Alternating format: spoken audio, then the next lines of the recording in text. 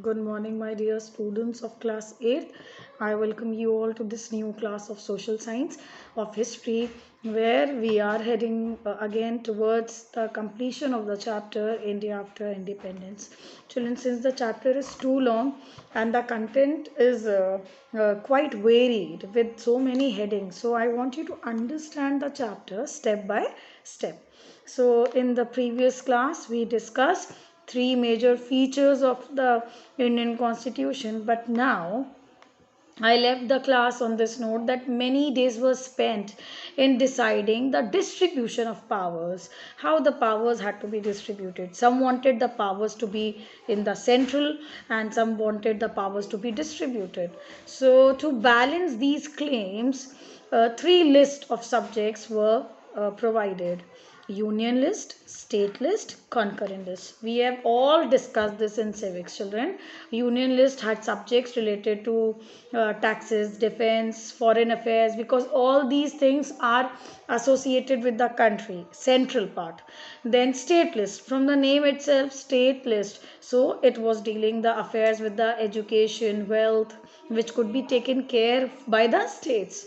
The third was concurrent list. This included subjects such as forest, then agriculture, then included were joint responsibility of both state and the central.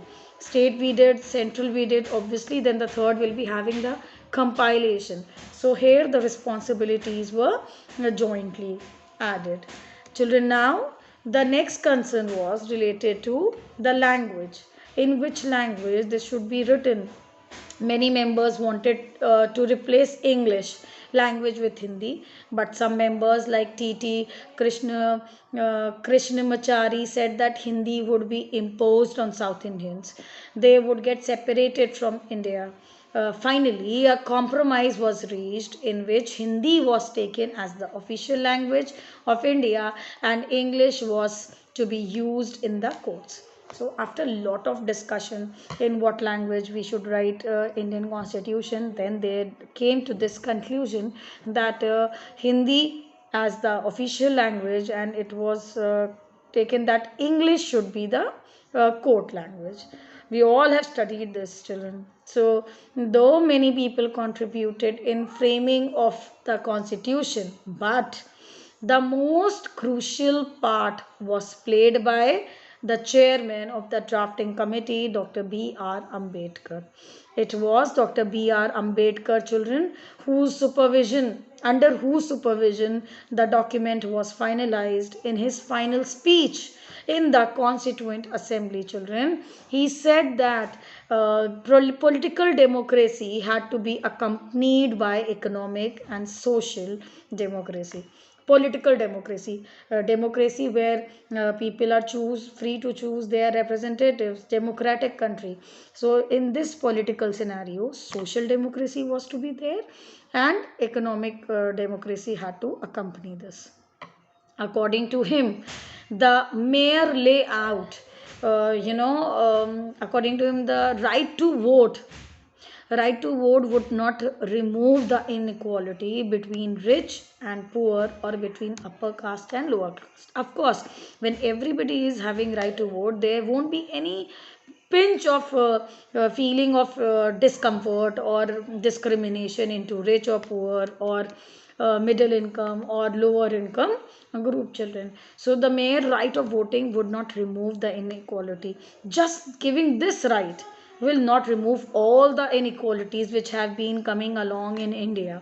So he even added that new constitution would face some contradictions, such as the constitution provided equality among all and the principle of the man, one vote and one value, whereas in social life the opposite was practiced. It means that one man one vote, but in social life we always keep on having different kind of appraisals. We always keep on having liking for different kind of and at different point of time we do not stick to it. So he was saying just giving this one right to vote cannot remove all the discriminations which were being done in the past, you know. So through though problems were being solved, step by step, but that doesn't mean that they had ended. The gist of this written constitution was that in spite of the fact that problems were being on the path of their solution, but it doesn't mean that all the problems went and vanished away. The new question that arose was then what the formation of states. How were the states to be formed, which we will be taking up in the next class. So by now you should complete the chapter till a new constitution was written, major features, what problems arose, who was the main man behind writing the Indian constitution. So all these things, children, you should know them very well. See you all in the next class, children. Till then, be safe, take care, and see you. Bye bye.